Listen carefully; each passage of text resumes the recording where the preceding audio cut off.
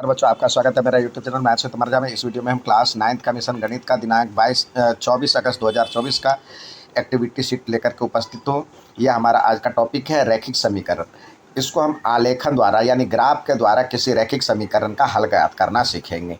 अर्थात to obtain a linear equation and draw a graph which represent the linear equation.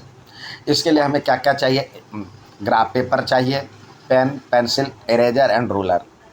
अब let us consider a situation. एक situation देखते हैं। अमित और Nitin are good friends. They have donated total 60 rupees to chief minister relief fund. What is Amit's contribution if Nitin donate ₹10?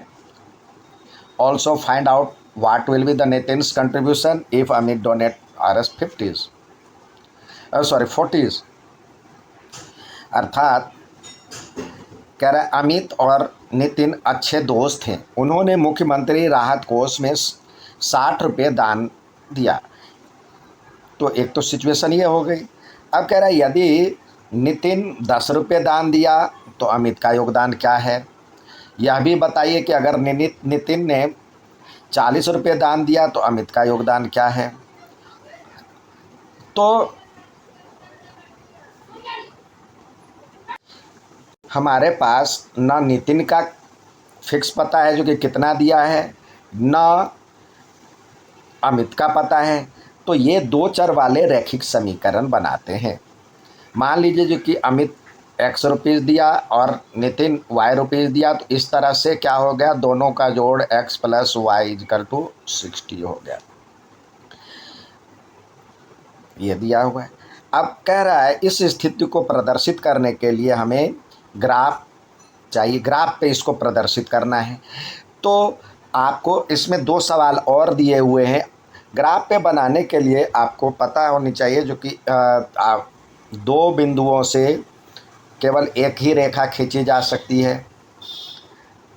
तो कम से कम दो बिंदु चाहिए। इसमें आपसे दो सवाल और दिए गए हैं। नितिन को हमने माना था Y, तो नितिन 10 रुपये देता है तो उसका योगदान क्या होगा? तो इसको निकालने के लिए वैसे तो आप बना सकते हैं, लेकिन इसके लिए आपको टेबल बनाना होगा और X और Y की वैल्यू निकालनी होगी। X और Y, तो कम से कम दो वैल्यू निकालें।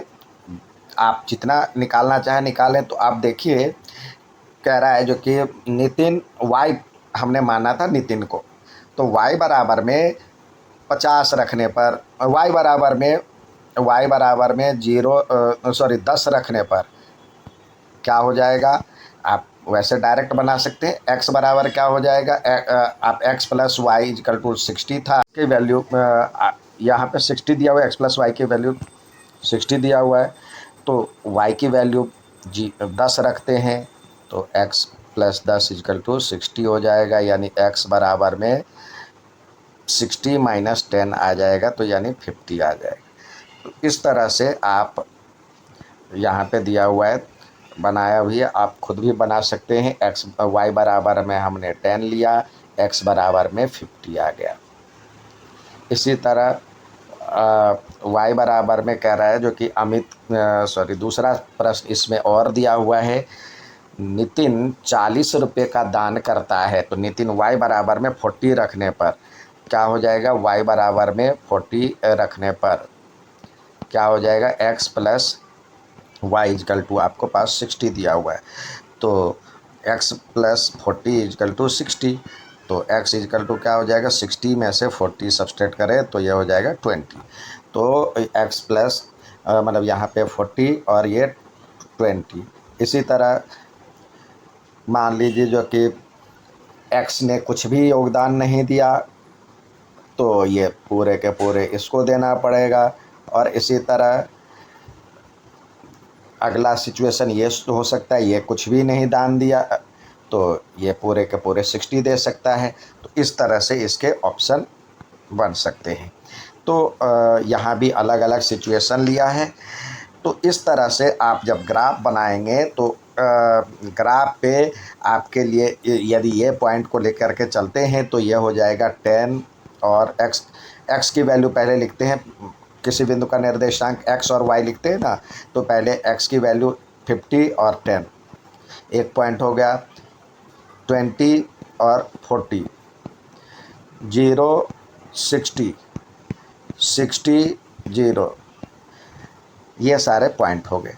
इन्होंने भी इसी तरह से लिया है, इन्होंने लिया है 10 50।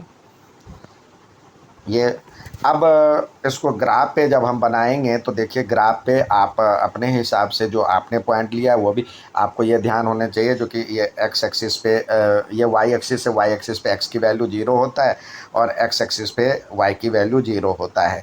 तो आइए जो पॉइंट हमने लिया था उसको रखे, एक्स की वैल्यू हमारे पास था, एक्स की वैल्यू 60 और इसकी वैल्यू 0 था, एक तो यह पॉइंट हो गया।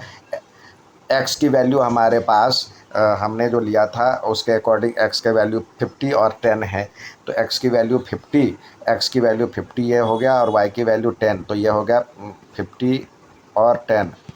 इसी तरह हमने दूसरा पॉइंट लिया था 20 और एक्स की वैल्यू 20 और वाई की वैल्यू 40, तो एक्स की वैल्यू 20, वाई की वैल्यू 40, तो एक्स की वैल्यू 20 तो ये हुआ और वाई की वैल्यू 40, तो ये मिलेगा यहाँ पे, तो ये हो गया 20 और 40।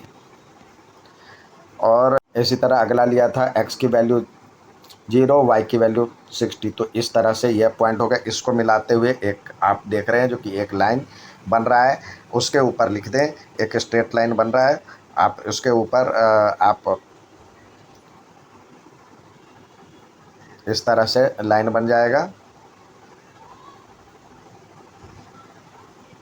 और उसके ऊपर आप ये लिख दें एक्स, किस इक्वेशन का था, x plus y is equal to 60, तो ये आपका ग्राफ बन जाएगा। अब इसमें ध्यान क्या रखने हैं बच्चों, जब हम इसको करें तो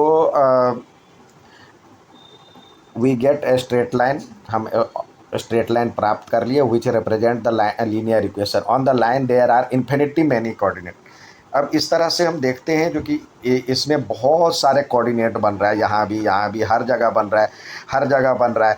तो हम कोशिश करें जो कि फ्रैक्शन वाला ना लें, यहाँ तो एक एक का गैप था, तो इस तरह से मैनी सॉल्यूशन होते हैं इसके, बहुत सारे हल होते हैं। हमें अनंत हल प्राप्त होंगे, कई निर्देशांक होते हैं, परंतु हमें परिस्थिति के अनुसार या निर्देशांकों को लिया जाता है जो प्राकृतिक संख्याएं, प्राकृतिक संख्या ही लेनी है, जिससे हमें ग्राफ पे दिखाने में आसानी है। फ्रैक्शन वाला यदि हम लेते हैं तो मान लीजिए जो कि 20/7 हो गया, तो उसको हम कैसे दिखाएंगे, तो ये दिखाना मुश्किल हो जाता है। आप तो कोशिश करें जो प्राकृतिक संख्या या इंटीजर्स लें, या यहाँ पे प्राकृतिक संख्या हो गया, गिनती की संख्या हो गया, या इंटीजर्स जिसे पूर्ण संख्या कहते हैं जो नेगेटिव की तरफ भी जा सकता है। तो इस तरह से हम अपने लिए समीकरण, बहुत सारे समीकरण को हल कर सकते हैं। हमने देखा कि समीकरण के लिए हमें आलेख पर सीधी रेखा मिलती है जो एक्स अक्ष और वाई अक्ष को काटती है। आप अपने दैनिक जीवन के उदाहरण के द्वारा इसको और भी आलेख बना सकते हैं। अपने दैनिक जीवन में आप कोई खर्च करते हैं, अपने भाई बहन के पास पैसे का हिसाब किताब या किसी खर्च से संबंधित, तो उसका भी आप स्ट्रेट लाइन के रूप में मतलब ग्राफ पेपर पे दर्शाना चाहें तो आप दर्शा सकते हैं। उम्मीद है समझ में आया, अच्छा लगे तो लाइक सब्सक्राइब शेयर ज़रूर करें। धन्यवाद।